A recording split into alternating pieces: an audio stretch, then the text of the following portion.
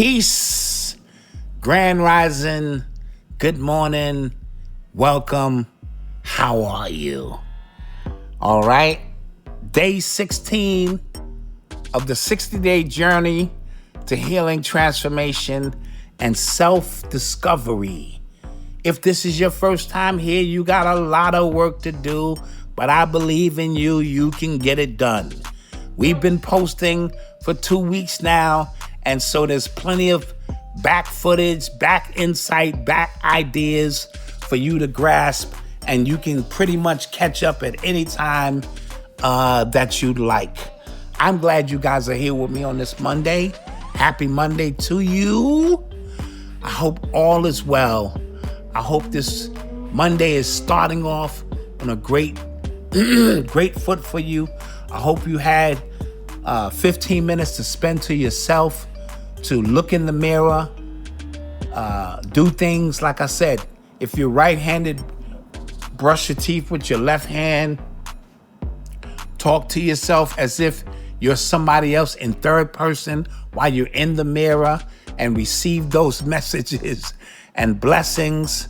I hope your health is where you want it to be. I hope any other challenges that you are on as far as this hero's journey are working out for you.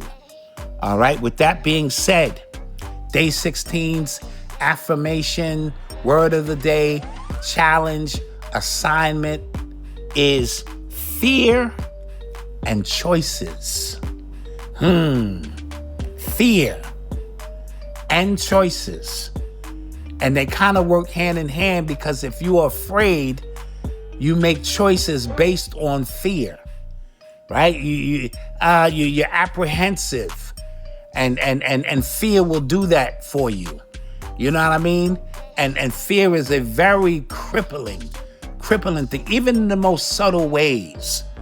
My son Malcolm used to play football in high school, and he had a fear that the coach didn't like him or would take him out if he made a mistake.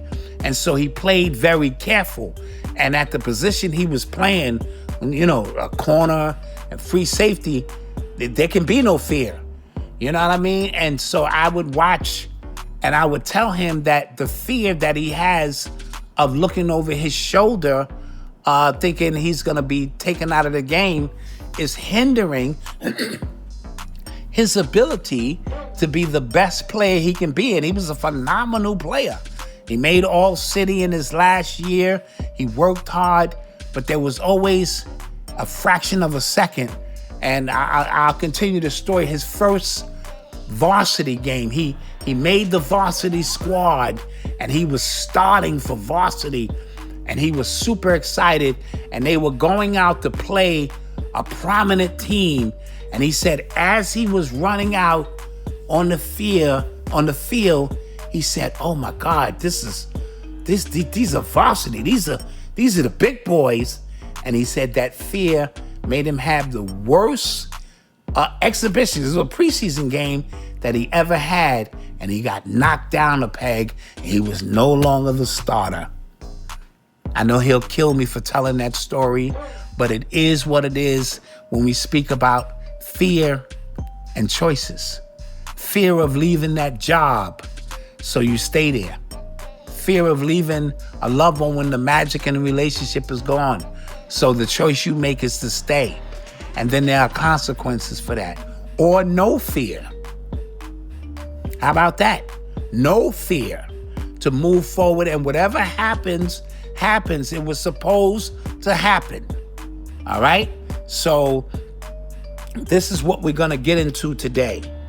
All right? Fear builds walls around freedom. Drop the mic. Fear, it builds walls around freedom. And there you are, stuck in these walls. And depending on how great the fear is will determine how high the walls are. Sometimes you fear so much that these walls are so high, they're insurmountable in your mind. I told you a few weeks ago, I had a fear of being great. And as crazy as that sounds, the closer I was getting to greatness in a specific project, I began to self-sabotage without even realizing it. Sometimes I take my foot off the gas when I should really accelerate through this process to show that I am better than you, I am greater than you, I am wiser than you, I am stronger than you, or whatever the case may be. I am a better ball player, a better writer, a better teacher, a better father, a better educator, a better artist, whatever.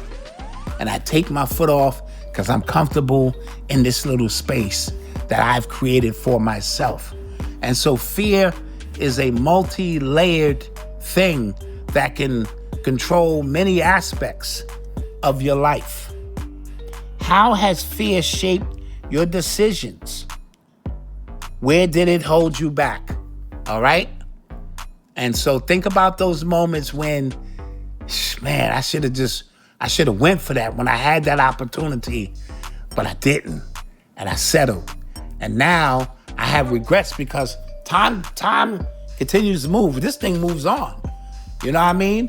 And then you look back and go, I should have pursued that, whatever it was. I should have pursued it. Because even in pursuing of certain things that you love, it brings you joy, you know? In pursuance, but fear, it cripples you. You know what I mean? And fear is, if we connect it to an organ, it's the kidneys. All right? Fear deals with the kidneys. Anger will deal with the liver. If you don't feel loved, of course, that's the heart. If you have back pains, that's, you feel like you're not being supported. And if your face, no matter how much you wash it and put stuff on it, there are always like craters in your face. You have a hard time facing reality. If you have foot pain, just keep it very simple. Maybe you have a hard time moving forward. You're stagnant. We talked about cancer, and cancer being things that are eating at you. If you are always constipated, that means you hold on to shit too much. Literally. Okay? Don't complicate this thing.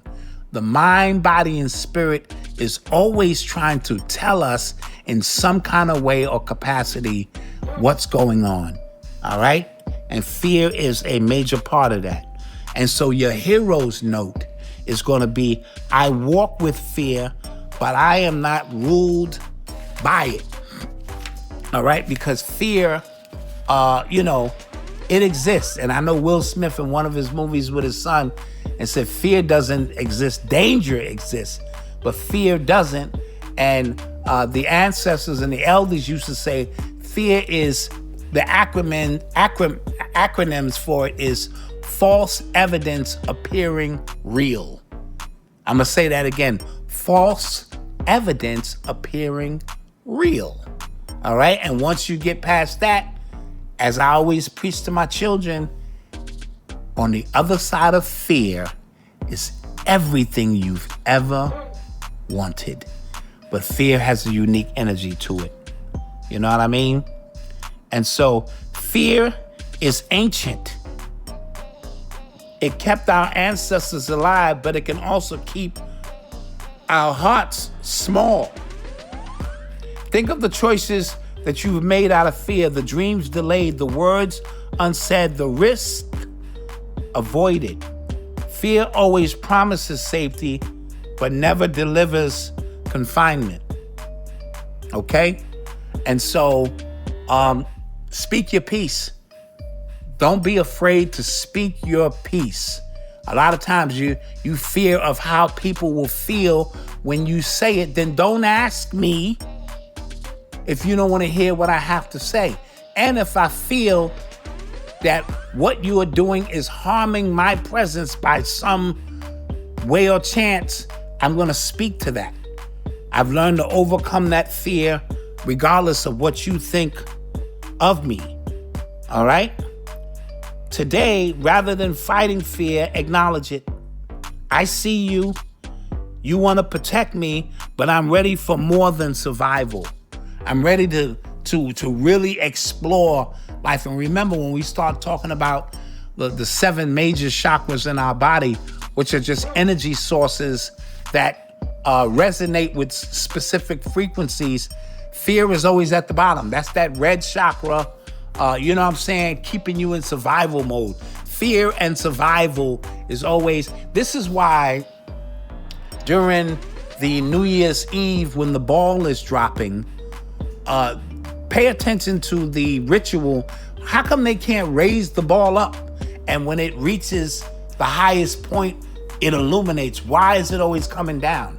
Because they're continuing to do their ritual to rewind things, to bring this thing back down to this lowest essence of survival and fear as a part of their control mechanisms. Everything means something. So pay attention. And you know, red is the color of action. It's the color of war. And so usually, you know, when you're in survival mode, your blood is boiling, you know, and things of that nature. So just simply pay attention to that. Courage is not the absence of fear. It's companionship with it. All right. So we live in a world of polarity, as you know. So if there's left, there's right. If there's hot, there's cold. They are not two different things. They are extreme aspects of the same energy. And so while fear resides on one hand, courage resides on the other. All right? So write about a moment when fear dictated your path and imagine what choice you make today from love instead. All right? So that's what we're going to write about. Every time you act in truth anyway, fear loses a little power. So any time you act in truth anyway, fear loses its power. All right? They can't occupy the same space at the same time. And that's the scientific. Two things cannot occupy that space. And so when you walk in truth and you walk in light, the fear dissipates. All right? You can take fear's hand, but you don't have to let it steer. Courage is walking forward while afraid and doing it anyway, right? Courage is walking forward while you're afraid. We didn't say you couldn't be afraid about something, but you do it anyway. You walk down the stairs. If the hallway is dark, you walking in faith. You know that next step is going to be there. And so use that in your life and deal with the consequences. You are the consequences of your actions anyway. And so I look at every decision I make and they're not all good. I'm going to be honest. They are not all good decisions, but I have to deal with the consequences because I put that forward. I was the one who said, let's do this, or I'm going to do this and let the chips fall where they may. And what are you thankful for today, right? What are you thankful for today? What are you grateful for, right? Who can you give grace to today? So live, learn, laugh, and love. I love you. I hope you love yourself. And I can't wait to embark on the next challenge that we have set forth for tomorrow. Peace.